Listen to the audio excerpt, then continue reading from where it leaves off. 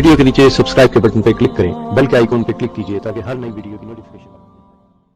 آپ صلی اللہ علیہ وسلم نے اس موقع جو ارشاد فرمایا تاجر متوجہ کرتے ہوئے کہ دیکھو، تاجر متوجہ کرتے فرمایا کہ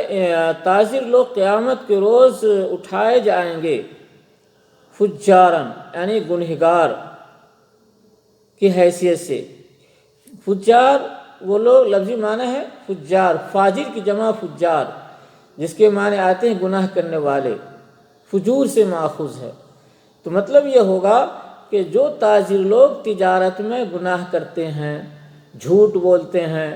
اور بیجا سامان کی تعریف کر کے اپنے سامان کو بیچنے کا ارادہ رکھتے ہیں، عیب کو چھپا دیتے ہیں، سمجھ جائے، خیانت کرتے ہیں، وزن کے اندر کم کر کے دیتے ہیں، سمجھ جائیے، دھوکہ دیتے ہیں، تو اب بھولا پن کو دیکھتے ہوئے قیمت حد سے زیادہ لے لیتے ہیں، سمجھ جائیے کہ وہ زیادہ قیمت تو 15 سے 20% لینا چاہے لیکن 50%، 70% تک نفع لے لیتے ہیں، تو یہ استحصال ہوا، یہ بھی صحیح نہیں ہے۔ تو بہرحال اس طرح سے تجارت کر کے صرف دنیا ہی کمانے کا ارادہ نہیں ہونا چاہیے بلکہ اس سے آخرت کمانے کا ارادہ ہونا چاہیے۔ تو جیسا صحابہ کرام کیا کرتے تھے، تو آپ صلی اللہ علیہ وسلم نے تاجروں خطاب کرتے ہوئے کہا کہ دیکھو،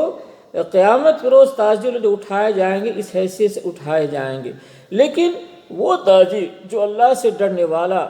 اور صحیح طور پر کاروبار کرنے والا اور سچائی کے ساتھ کام کرنے والا ہوگا تو یقینا اللہ تعالیٰ اس کو اچھا بدلہ عطا کرے گا۔ جیسا کہ اس سے پہلے حدیث شریف بیان کیا گیا نا کہ التاجر الصدوق الامین مع النبیین والصدیقین والشہداء، جو سچائی کے ساتھ کاروبار کرنے والا ہوگا اور آپ صلی اللہ علیہ وسلم کی اس قول پر عمل کیا ہوگا، فشوبوا بیعکم بالصدقہ، سامان دینے کے بعد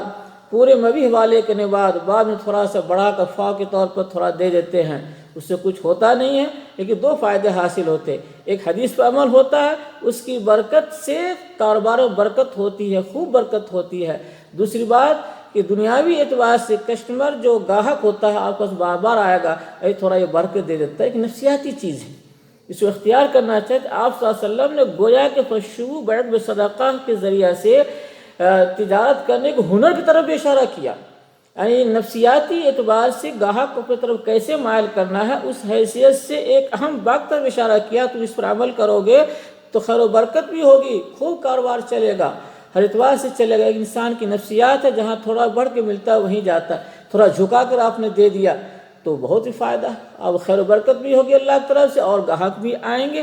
تو اس کی طرح آپ صلی اللہ علیہ وسلم نے اشارہ فرمایا۔ آگے کی حدیث کے اندر بھی جو ہے، جو اس سے پہلے بھی میں تشریح اس کی آ بھی چکی ہے عربی کے اندر بھی، تو آپ صلی اللہ علیہ وسلم نے جو 3 لوگوں کے بارے میں جو وعید فرمائی تھی اس میں سے المنفق سلعتہ بالحلیف الکاذب، جھوٹ بول کر سامان بیچنے والے کو اللہ تعالیٰ قیامت کے روز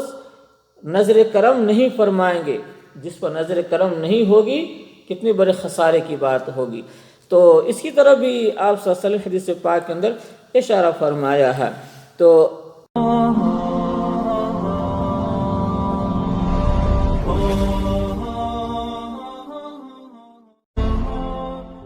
ویڈیو کے نیچے سبسکرائب کے بٹن پر کلک کریں، بیل کے آئیکن پر کلک کیجئے تاکہ ہر نئی ویڈیو کی